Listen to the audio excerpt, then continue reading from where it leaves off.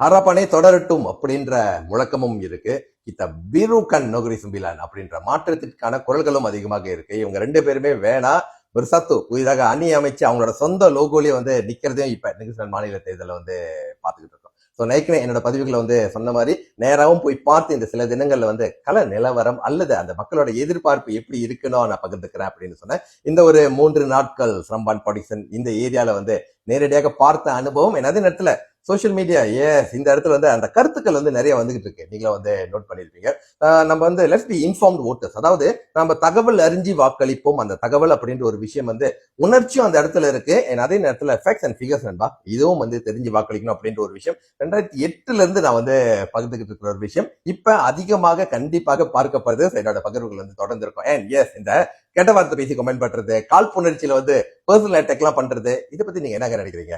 சரி, அது காணொலி கடைசியில சொல்றேன். சோ முதல்ல வந்து இப்ப இருக்கிற கலை நிலவரங்கள் சோசியல் மீடியா அப்படின்னு நீங்க எடுத்துக்கிட்டீங்க அப்படின்னா ஒரு 10% எப்பயுமே வந்து அவங்களுக்கு பிடிச்ச கட்சி அப்படின்ற ஒரு விஷயம் எப்பயுமே காலங்காலமாக இருக்குங்க. எனக்கு பக்கத்தனார்பன் தான் வேணும், இல்ல எனக்கு பைசா நேஷனல் தான் வேணும் அப்படின்னு அதை வந்து அவங்க கான்பிடண்டா வந்து அந்த ஒரு விஷயத்த ஃபேக்ட்ஸ் அண்ட் ஃபிகர்ஸ் எல்லாம் பார்க்காம அவங்க நம்பி அந்த ஒரு விஷயத்துக்கு ஆதரவு கொடுத்துக்கிட்டே தான் இருப்பாங்க. ஸோ நிச்சயமாக அதுக்கு நம்ம மதிப்பு கொடுத்தே தான் ஆகணும். அதுக்கு போயிட்டு கெட்ட வார்த்தையில இந்த மாதிரி விஷயங்கள்லாம் கண்டிப்பாக தவிர்த்து நண்பா. ஏன்னா அதே நேரத்துல இப்ப என்னோட முகநூல்ல நான் பகிர்ந்துகிட்டு இருக்கிற இந்த சீரீஸ்ல கீழே வந்து ரியாக்ஷனுக்கு ஈக்குவலா கமெண்ட்ஸ் கேள்விகளும் இருக்கு. அதுல நிறைய அறிவுபூர்வமாக அல்லது தெரிஞ்சுக்கணும் அப்படின்னு ஜெனுவினான இன்ட்ரெஸ்ட்ல கேட்கிற கேள்விகளும் இருக்கு. என்னால முடிஞ்ச அளவுக்கு காணொலியில மட்டும் இல்ல அதுக்குண்டான பதில்களையும் வந்து கொடுத்துட்டு இருக்கேன். அகெயின் இன்டென்ஷன், அதாவது நோக்கம் என்ன அப்படின்னா தகவல் அறிஞ்சு வாக்களிப்போம். எப்பயுமே வந்து ஒரு விஷயம் என்ன இப்படி மாத்தி போட்டோம் அப்படின்னு ஒரு விஷயம் இல்லாம இருக்கிறதுக்கு கண்டிப்பாக அதை பழகிக்கிட்டே இருக்கணும். அரசியல் கண்டிப்பாக பழகணும். நீங்க பழகிறத உங்க பிள்ளைகளுக்கும் கத்துக்கு கொடுங்க. 18 வயசுக்கு மேல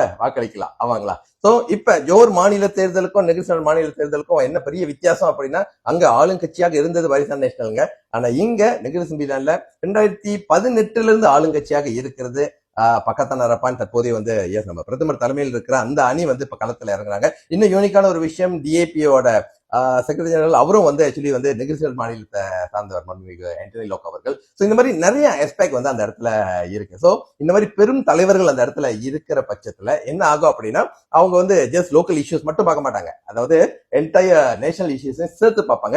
இதுதான் வந்து பைசா நேஷனலுக்கும் நடந்துச்சுங்க 2008 முதல். ஆமாங்களா? ஆக்சுவலி அது தொடர்ந்து ஒரு பெரிய இம்பாக்ட் வந்து கண்டிப்பாக நெகிழ்ச்சிகள் வந்து நடந்திருக்கு 2008 இருந்து 18 இருந்து இல்லைங்க.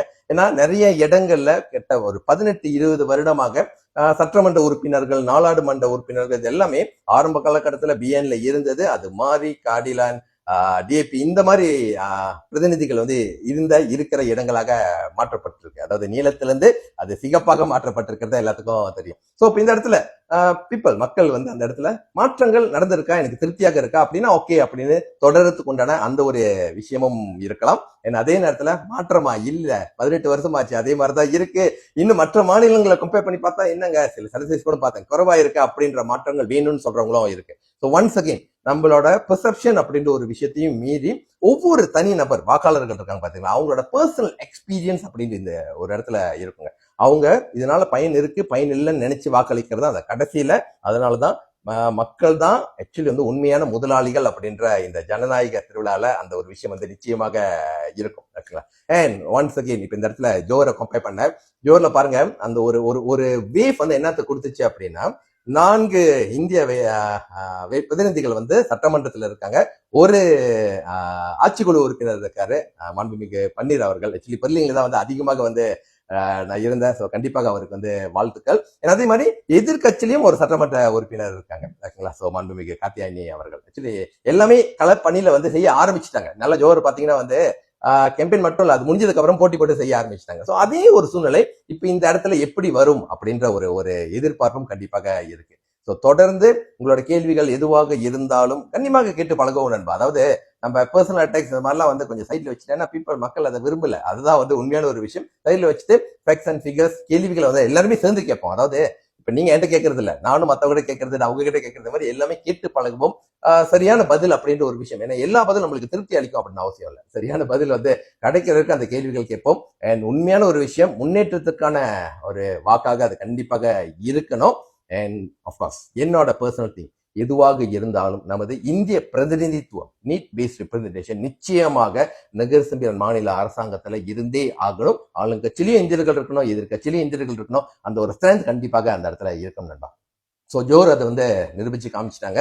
இப்போ நகரசபையிலானோட ஓட்டிங் பேட்டர்ன்ஸ் எப்படி இருக்கு? இப்பதான் 3 days யாருக்காவது எல்லாரும் முடிவு எடுத்திருப்பாங்க. அது எப்படி இருக்க போகுது அப்படின்ற என்னோட பதிவுகள் அடுத்தடுத்து கண்டிப்பாக இருக்கும் நண்பா. ஓகே, ஸோ நகரசபை வாக்காளர்கள் கிட்ட கண்டிப்பாக பகிர்றதுக்கு நீங்க எங்க வாக்களிக்க போறீங்க? அதை நான் ஸ்ரீதஞ்சம் கோடிசல்ல என்னோட வாக்கு. ஸோ கண்டிப்பாக அடுத்தடுத்து நேரம் மேபி பார்த்து கல நிறவங்களை சொல்லக்கூடிய வாய்ப்புகளும் இருந்துச்சுன்னா நிச்சயமாக அதை செய்யறேன். So let's be informed voters. அதாவது என்ன சூழ்நிலை அப்படின்னு தகவல் அறிஞ்சு உணர்ச்சியும் வச்சுக்கிட்டு அதே நேரத்துல ஃபேக்ட்ஸ் அண்ட் ஃபிகர்ஸையும் வச்சுக்கிட்டு முடிவுகளை சரியாக எடுப்போம்.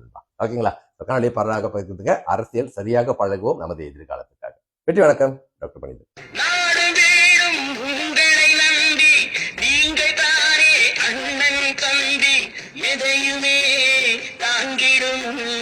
இதயம் என்றும் மாறாது. நாளை நமதே, நாளை நமதே.